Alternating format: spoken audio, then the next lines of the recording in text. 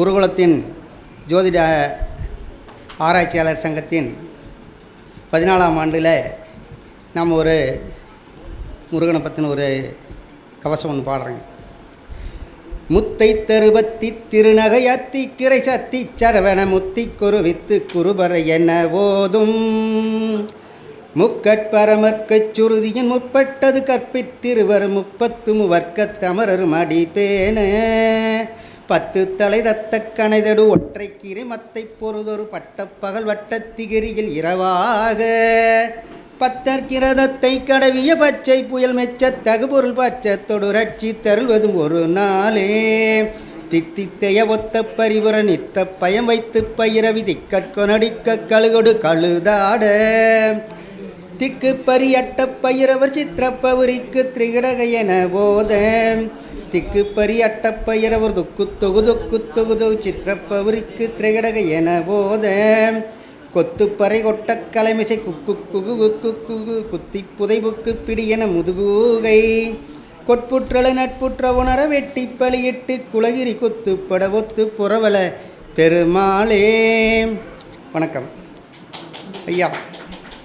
தெளிவு குருவின் திருமேனி கண்டல், தெளிவு குருவின் திருநாமம் செப்பல், தெளிவு குருவின் திருவார்த்தை கேட்டல், தெளிவு குருவின் திரு குரு சிந்தித்தல் தானே அப்படின்னு சொல்லக்கூடிய வாக்கியத்துக்கு இணங்க நமது குருநாதர் அவர்களின் இந்த 58வது பிறந்தநாளுக்கு எங்களது குருகுல ஆராய்ச்சியாளர் சங்கத்தின் சார்பாக வாழ்த்துக்களையும் வாழ்த்த வயதில்லையாதலால் வணங்குகிறேன். ஒரு ஜாதகத்தில் எந்த ஒரு விஷயமா இருந்தாலும் சரிங்க, தொட்டு காட்டாத வித்தை சுட்டு போட்டாலும் வராது, குரு இல்லாத வித்தை குருட்டு வித்தை. ஆக எந்த ஒரு விஷயத்துக்கும் நம் வாழ்க்கையில் முன்னுக்கு வரணும்னா குரு வேணும். குரு மட்டுமே இருந்தாலே நம் வாழ்க்கையில் 90% ஜெயித்து விடலாம். 100% ஜெயிக்கணும்னா அப்பா அம்மா 2 பேர்த்தோடைய ஆசீர்வாதமும் வேணும். அதுவும் இருக்குது. நமக்கு குருவின் ஆசை கிடைக்கும்போது அனைத்து தெய்வங்களுடைய ஆசையும் நமக்கு கிடைத்துவிடும் என்று சொல்லி இப்பொழுது இங்கே வாகன யோகம் என்ற ஒரு தலைப்பை பற்றி இங்கே வந்து பேசியிருக்கேன். யாரெல்லாம் வாகனம் வேணும்னு நினைக்கிறீங்க? யாரெல்லாம் வாகனம் பிடிக்கும்? அனைவருக்கும் பிடிக்கும். வாகனம் வேண்டாங்காதவங்க இந்த உலகத்தில் யாருமே இல்லை. வாகனம் இல்லாத யாரும் இங்கே வந்திருக்கவும் முடியாது. ஓகேங்களா? அப்போ ஒரு ஜாதகத்தில் இப்போ இந்த ஜாதகர் பிறந்த ஊர் வந்து பார்த்திங்கன்னா நாமக்கல் 12/6/1977 இரவு 9:20 பரணி நட்சத்திரத்தில் பிறந்திருக்காரு. லக்னம் பரணி 1ங்க. லக்கணம் வந்து மகர லக்கணம். 3ஆம் இடத்துல கேது, 4ஆம் இடத்துல வந்து செவ்வாய், சந்திரன், சுக்கிர பகவான், சூரியன், புதன், குரு 5ல், சனி பகவான் 7ஆம் இடத்துல, ராகு பகவான் 9ஆம் இடம். அம்சக்கட்டத்தில் அப்படியே வந்தீங்கன்னா கும்பத்தில் லக்கணம், 2ஆம் இடத்துல மீனத்தில் வந்து புதன், கேது, 6ஆம் இடம் செவ்வாய், சுக்கிரன், குரு, 7ல் சந்திரன், அஷ்டமத்தில் சூரியன், ராகு, 11ஆம் இடத்துல சனி பகவான். இந்த ஜாதகத்துக்கு வந்து பார்த்திங்கன்னா சுக்கிரதசை 19 வருஷம் 11 மாதம். இப்போ வயசு 48 வருஷம் 6 மாதம் 23 நாள். துவாதசி திதி. சுக்கிரன் சனி வந்து திதி சூன்ய கிரகம். இந்த ஜாதகத்துக்கு வந்து பார்த்திங்கன்னா ஒரு ஜாதகத்தில் யோகங்கள் வாழ்க்கையில் வந்து நீங்கள் வந்து எவ்வளோதான் யாகம் செஞ்சாலும் சரிங்க, யோகம் இல்லைன்னா ஜெயிக்க முடியாது. அப்போ அந்த யாகம் செய்யணும்னாலே நமக்கு வந்து யோகம் இருக்குது. நம்மளுடைய ஜாதகத்தில் இருந்தால் தான் செய்ய முடியும், ஜெயிக்க முடியும். ஒவ்வொரு வெற்றிக்கு பின்னாடியும் ஒரு யோகம் இருக்கும் ஒவ்வொரு மனிதர்களுக்கும். அது என்னன்னு அவங்களுக்கும் தெரியாது. ஆனால் ஜோதிடர் நமக்கு மட்டும்தான் அதெல்லாம் தெரியும். அப்போ நம்ம சொன்னால் அவங்க வந்து சரி ஆமான்ட்டு போவாங்க. அவ்வளோதானே வெளிய, மற்றபடி வேறு ஒன்றும் இல்லைங்க. இந்த ஜாதகத்தில் வந்து பார்த்திங்கன்னா 10ஆம் அதிபதி 4ல் நின்று அவரை 4ஆம் அதிபதி 7ஆம் அதிபதி ப்ளஸ் லக்னாதிபதியும் கூட்டிட்டா அவருக்கு வந்து பஸ் ஓட்ட வாங்கி அவர் வந்து பஸ்ஸுக்கு ஓனராக இருக்கார். கிட்டத்தட்ட அவங்க அப்பா வந்து பார்த்திங்கன்னா ஒரு பஸ் வச்சுருந்தவருங்க. இப்போ இவருக்கு வந்து பார்த்திங்கன்னா 3 பஸ்ஸு ப்ளஸ் இன்னும் நிறையா டேங்கர், லாரி, இது நிறையா வந்து ஓடிக்கிட்டு இருக்குது. அப்போ ஒரு கோடீஸ்வர ஜாதகம் இவர். இந்த ஜாதகத்தில் வந்து கோடீஸ்வரன் ஆகுதுன்னா முதல்ல லக்கணம் பலமாக இருக்கணும், லக்னாதிபதி பலமாக இருக்கணும். ஐயா அடிக்கடி சொல்லுவாங்க, லக்கணத்தை லக்னாதிபதியும் குருவும் பார்த்தால் அந்த லக்கணம் பலமான லக்கணம் அப்படின்னு. அது மட்டும் இல்லை, லக்கணத்துக்கு வந்து சனி பகவான் திக்பலம் பெற்றிருக்கார். வாகன காரகன் திக்பலம் பெற்றிருக்கார். சந்திரன் காலபுருஷனுக்கு 4ஆம் அதிபதி வாகன காரகன் அவரும் வந்து திக்பலம் பெற்றிருக்கார். அப்போ ஒரு ஜாதகத்தில் 3 கிரகங்கள் திக்பலம் பெற்று உட்காந்துருந்தால் அந்த ஜாதகம் கோடீஸ்வர யோகம். அது மட்டும் இல்லை, இந்த ஜாதகத்துக்கு வந்து 2ஆம் அதிபதி சனி பகவான், 9ஆம் அதிபதி பாக்கியாதிபதி, அதே சமயத்தில் வந்து பார்த்திங்கன்னா செவ்வாய் 4ஆம் அதிபதியும் பலமாக இருக்காங்க. இந்த ஜாதகத்தை பொறுத்தவரையிலையும் 1, 4, 7, 10 இந்த 4 பேருமே பார்த்திங்கன்னா ஸ்தான பலம் பெற்றிருக்காங்க. அப்போது ஒரு ஜாதகத்தில் ஸ்தான பலம் பெற்ற கிரகங்கள் அமைஞ்சிட்டா அந்த ஜாதகர் வாழ்க்கையில் சிறிய வயதாக இருந்தாலும் மிகப்பெரிய அளவில் தொழில் செஞ்சு முன்னுக்கு வருவார் அப்படின்னு சொல்லக்கூடிய அந்த நிலை வந்து இந்த ஜாதகருக்கு இருக்குது. இவர் பிறக்கும்போதே எங்கள் அப்பா வந்து ஓரளவுக்கு வந்து சொத்து சேர்த்து வச்சுருந்தார். பட் இவர் பிறந்ததுக்கப்புறம் பல கோடிகளுக்கு அதிபதி ஆகிட்டாங்க. அதுக்கு தான் நம்ம வந்து இந்த ஜாதகத்தில் வந்து பார்த்திங்கன்னா துணை விதி இவ்வளோ 1, 4, 7, 10 இருந்தாலும் அதில் சுக்கிரன் தொடர்பு வேணும். துணை விதியை கண்டுபிடிச்சது யாருங்க? நம்ம ஐயா.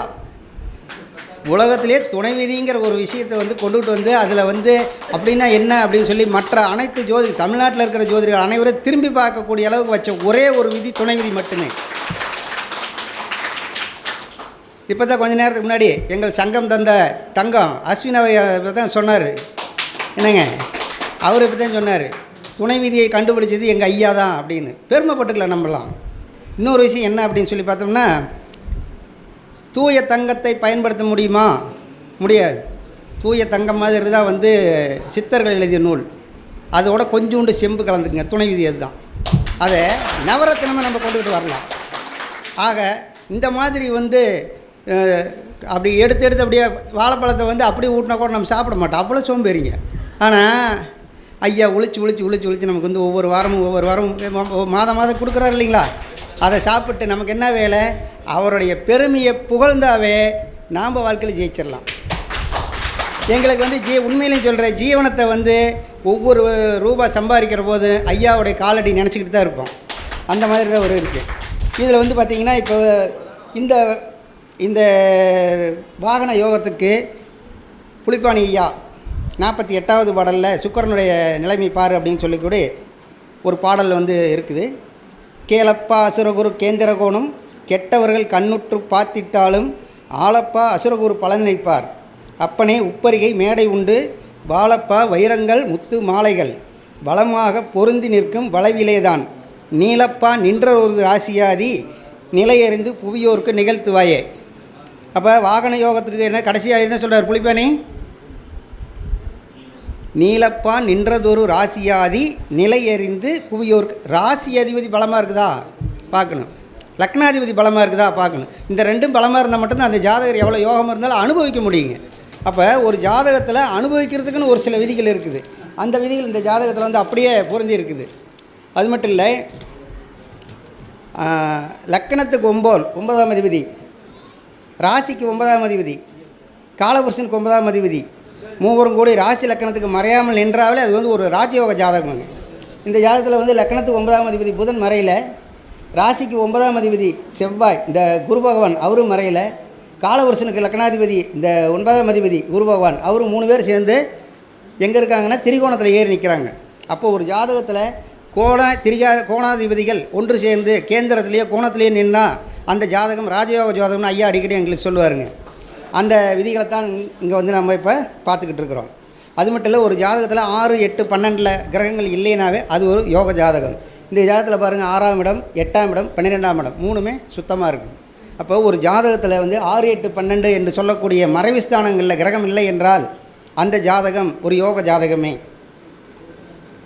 இந்த ஜாதகத்தில் லக்னாதிபதி 7ல் பலம், சாரம் தந்தவர் புதன், பாக்கியாதிபதி சாரம். லக்னாதிபதி என்றைக்கு பாக்கியாதிபதி சாரம் வாங்கினாலும் அந்த ஜாதகம் கெட்டு போகாது.